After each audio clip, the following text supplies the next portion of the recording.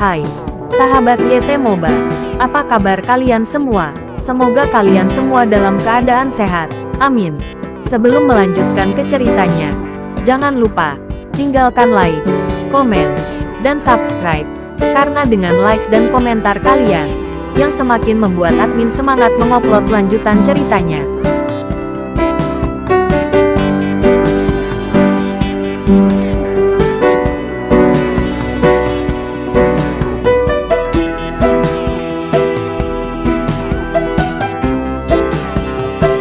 Episode 529.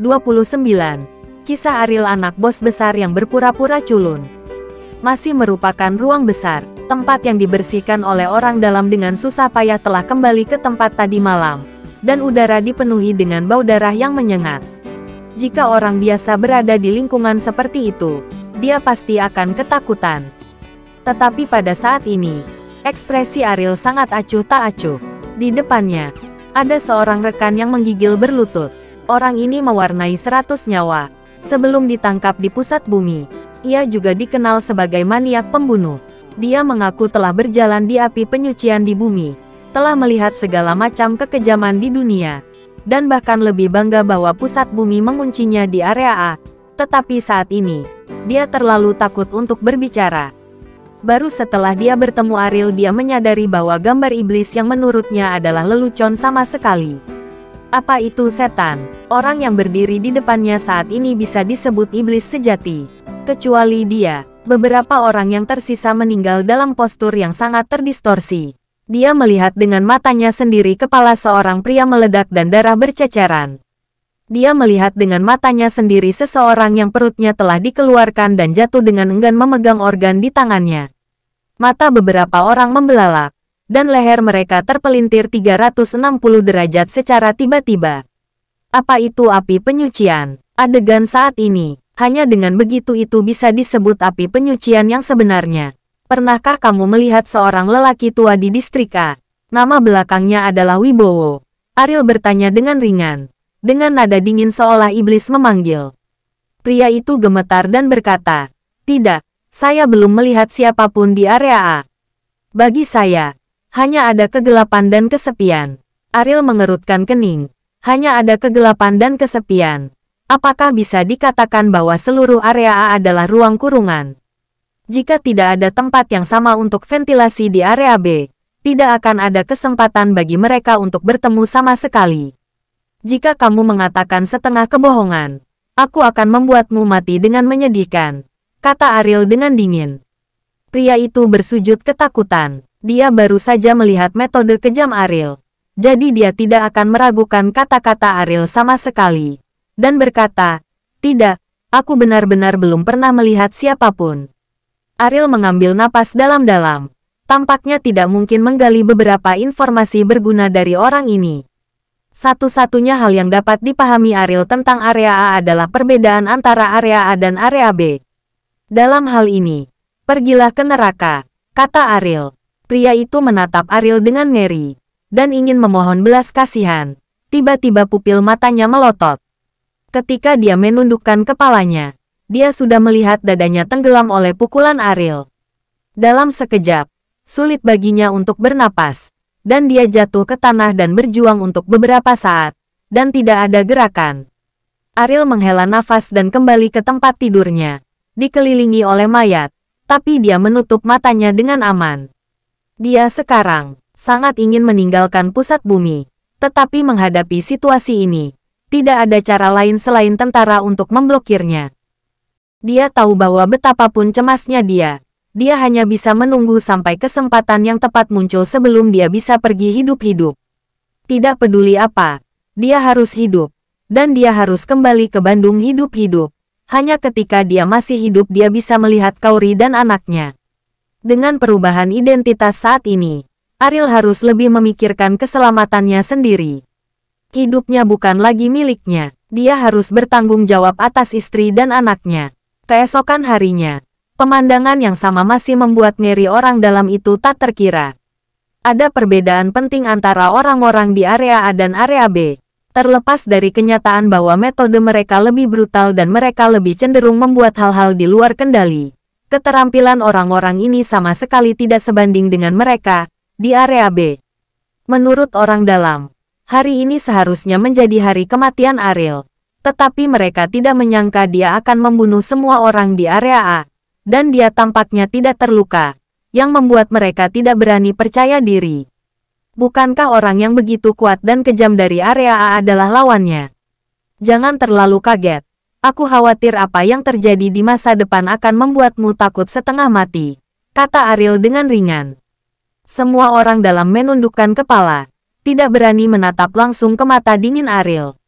Mereka tidak berani masuk ke ruangan besar untuk membereskan kekacauan saat Ariel ada di sana. Mereka tidak berani masuk sampai setelah Ariel pergi saat waktu pelepasan. Siapa orang ini? Dia sangat kuat, bahkan orang-orang di area A tidak cocok untuknya. Benar-benar mengerikan. Orang-orang ini mati begitu menyedihkan. Untuk menjadi yang pertama meninggalkan seseorang di pusat bumi. Tidak mungkin. Meskipun dia kuat, dia hanya berurusan dengan orang-orang yang dikurung di sini. Bagaimana dia bisa keluar? Bos belum mengirim master yang sebenarnya. Ya, bahkan jika dia bisa mengalahkan semua orang, kamu bisa meninggalkan detensi daerah. Ketika dia melihat inti bumi yang sebenarnya, dia juga akan merasa putus asa. Kalimat terakhir diakui oleh orang dalam lainnya, yang mengangguk dan tertawa. Jika dia benar-benar memiliki kesempatan untuk melihat inti bumi yang sebenarnya, dia mungkin menyadari arti sebenarnya dari kata putus asa. Ketika Ariel muncul kembali di area pelepasan, citranya tidak diragukan lagi menjadi lebih tinggi. Karena semua orang di sini tahu bahwa orang-orang dari area A ada di sini untuk menghadapinya. Tapi dia aman dan sehat, yang berarti bahkan orang-orang di area A tidak bisa berbuat apa-apa tentang dia. Tidak seorang pun di area B berhak meremehkan pembangkit tenaga listrik yang begitu menakutkan. Rian berjalan ke Ariel dengan lingkaran hitam tebal di wajahnya. Dia begadang semalaman dan sangat khawatir dengan situasi Ariel. Dia tidak lega sampai dia melihat Ariel. Ariel, bagaimana kabarmu? Rian bertanya. Memang sedikit lebih baik daripada orang-orang di area B, tetapi mereka meninggal lebih buruk, kata Ariel. Setelah Pedro mendengar kalimat ini, kelopak matanya berkedut, dan dia meninggal lebih parah. Betapa menyedihkannya itu. Saya khawatir itu telah mencapai tingkat yang tak terbayangkan. Pedro ingin bertanya kepada Ariel mengapa dia tiba-tiba menjadi begitu kuat, tetapi dia takut melanggar tabu Ariel. Jadi dia tidak berani bertanya. Apakah Felix akan berlanjut? Rian bertanya. Jika Felix terus mengirim orang untuk membunuh Ariel, maka orang yang datang pasti lebih kuat setiap saat. Dan situasi Ariel akan menjadi semakin berbahaya.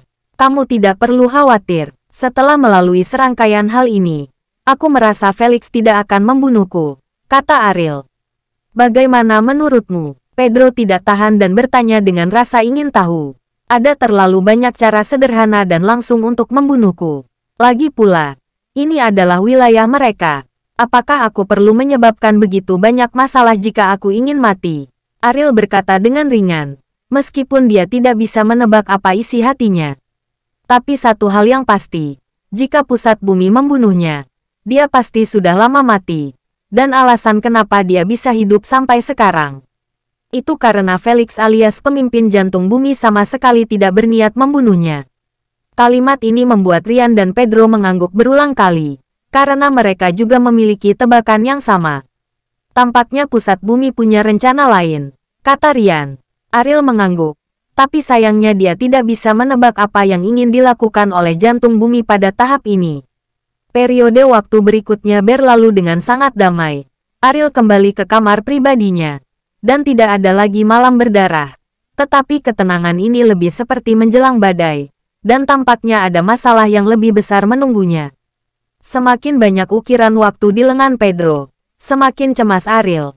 Karena ukiran ini berarti waktu melahirkan Kauri semakin dekat dari hari ke hari. Tetapi dia masih terkunci di pusat bumi dan tidak bisa pergi. Pada hari ini, Ariel kembali dibawa ke arena sangkar besi.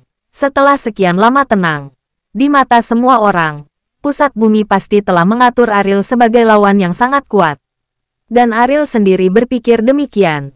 Tetapi ketika dia melihat sesosok tua muncul, dia tidak bisa membantu tetapi membuatnya berdiri di sana dengan linglung. Orang yang akrab namun asing ini membuat Ariel merasakan kegembiraan yang tak terbendung. Raditya, kakek, dia sebenarnya masih hidup. Hanya saja dia terlihat lebih tua. Dan dia persis sama dengan gambaran yang diingat Ariel. Dua baris air mata mengalir. Dan Ariel berlutut di depan Raditya dengan keras.